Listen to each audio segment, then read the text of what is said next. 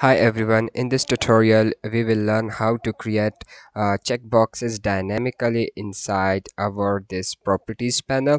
And for this purpose I will use this file placeholder instead of using this properties placeholder. Okay, so this will basically represents my properties placeholder. So let me change its id to properties placeholder. And one thing, in the previous tutorial I have told you that there is a very small type of bug, and that is due to some division. So if I run this thing, you will see that we are assigning quite big space to our this properties panel and a very small space to our graph. So this error is very simple to solve. So here inside this box layout, which is basically our graph placeholder main box layout, here you just need to change the orientation or to vertical, and this will solve our problem. So just right here orientation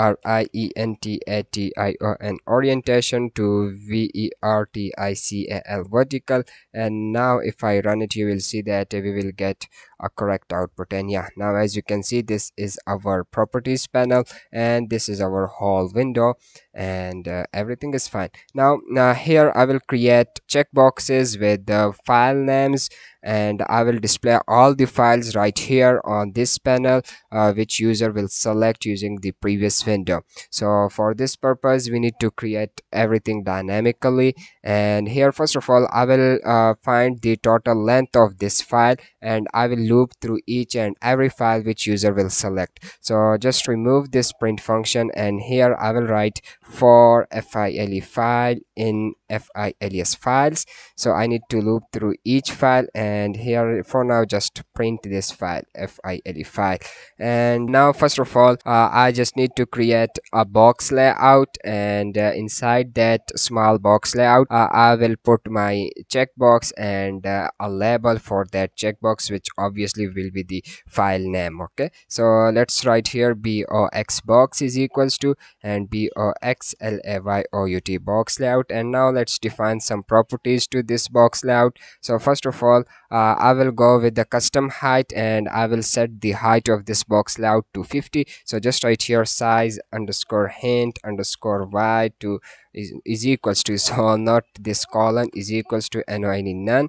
And then I will say height is equals to 50. And I will also apply some padding on the left side. So just write here padding padding. So you can try this box layout without applying padding. You will see that you will get a little bit of weird output, so that's why it's good to apply padding. But I will apply padding only on the left side. So just write here 30 and then 0 0 and 0. Okay, after creating this box layout I just need to create two widgets. One will be my checkbox and the other one will be the label. So just write here check checkbox is equals to check checkbox, and then I just need to pass some properties to this checkbox. But before we actually pass properties, let's import this checkbox, and it is from UIX.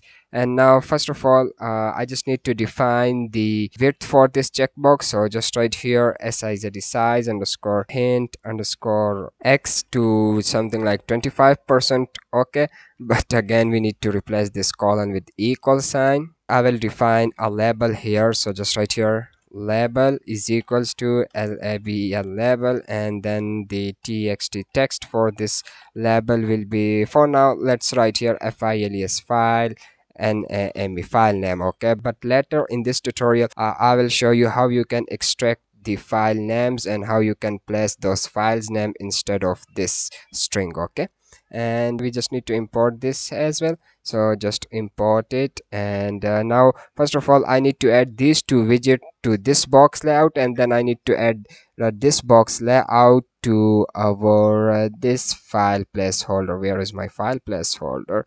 Okay, yeah, here is my grid layout and this is my file placeholder. Okay, so first of all let's write boxbox add widget. And first of all I will add check checkbox, and then I will say boxbox dot add widget, and then I will add label label. And now finally I will say self self dot ids dot we just need to copy this id, just copy it and paste it right here, and then dot add underscore widget add widget. And now I need to add this box. Okay, so just write here box, and I hope this will work fine. So let's run this application and see.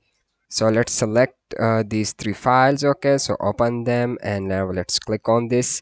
Okay, so still we are not getting anything, and the reason is that the default color of the checkbox is white, and the default color of label is also white. So if you can see that we can actually select these checkboxes, but due to the white color we can't see the normal stat.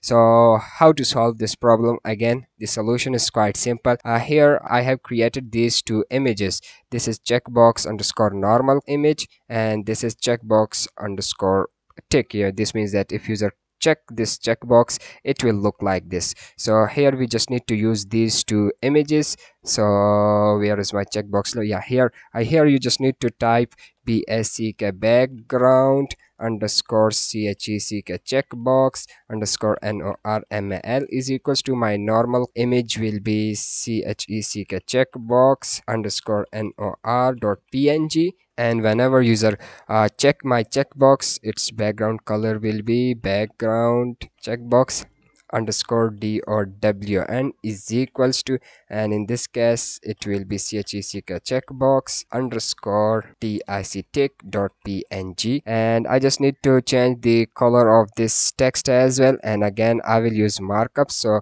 just type here markup markup is equals to tru true, and I just need to copy these markups. Okay, so just copy and paste it right here, and just copy this as well, copy and paste it right here. Okay, and now let's run this thing, and I hope this will look good. So let's select these three files, open them, and yeah, now as you can see that we can actually scroll, and these are my checkboxes and these are the file names. And now here we just need to dynamically fetch the file's name. So as you can see that this is my file name. Okay, so here we just need to make a little bit of logic, and that is I just need to split this whole string based on this slash, and this will return us a list, and I just need to access the last item of that list.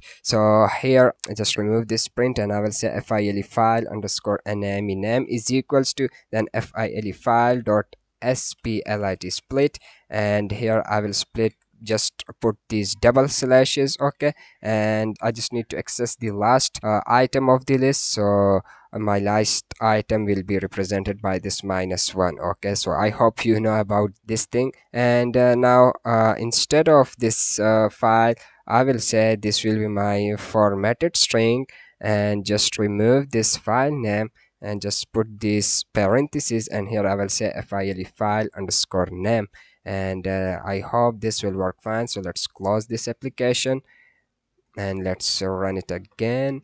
Just select files. So okay, just select them, click on this, and yeah, now as you can see we are dynamically creating our file names, shop1.xls, and then everything else. Now we will do the same process for this property panel, but in order to dynamically create checkboxes and labels for properties, we just need to extract the column data from any file, and then I just need to print that column data right here. So in order to read Excel files and in order to manipulate Excel files, the most feasible option is to use Pandas library. So we need to install Pandas library. Again, you just need to open cmd here, and you just need to type where Python. So where is my Python interpreter, and we just need to copy this 37 path, copy it, and here is my 37 Python 37. So we just need to open another cmd right here, and here I will say python -m pip install install, and then pandas pandas. Hit enter, and as you can see, I have installed my pandas, so everything is fine. Just close it, and let's open Python again, and here I will say import import pandas pandas as pd, and after this loop, I will say outside this loop basically, I will say pd.read excel files, and then I just need to pass any file. Okay, any file, it's totally up to you. So I will just read the first file, so just write here file is files, and then past the index, which is 0, and it represents my first item in the list. So after reading it, I just need to extract my columns information or columns heading. So just write here dot columns columns dot values values, and it will return us in data frame, I think so. So we need to convert it to list, so just write your dot to list list, and I hope this will work fine. So I will save this list inside columns columns variable, and I just need to loop through this columns list. So just write here for column in columns for columns, and here I will again use this same method. So I will create a box layout and empty label, and I will add them. So just copy these 6-7 lines, paste them right here, and now we just need to make some changes. So first of all, it will be as it is. It's good, it's good. Now the label for this will be column, and markup will be this, and now here, instead of using this file placeholder, I will use properties placeholder. So just copy. Okay, so here is my properties placeholder, just copy it and paste it right here, and now let's run it and see the output. Okay, let's select my files, open them, just click on this, and yeah, now as you can see, we are dynamically creating properties as well. So this is my heading 1 of first column, which is the id. So if I open my excel files, so as you can see that this is my shop 1 data, and here I have this id, and here I have this id. This is my date, this is my date, gpu, cpu, mouse, keyboard, casing, and gpu, cpu, mouse, keyboard, and casing. So everything is fine. Our scrolling feature is working fine, and here these files are also working fine. So I hope it's enough for this tutorial, and in the next tutorial we will add some more functionality to this data visualizer app, and I will see you there. Till that point, bye bye.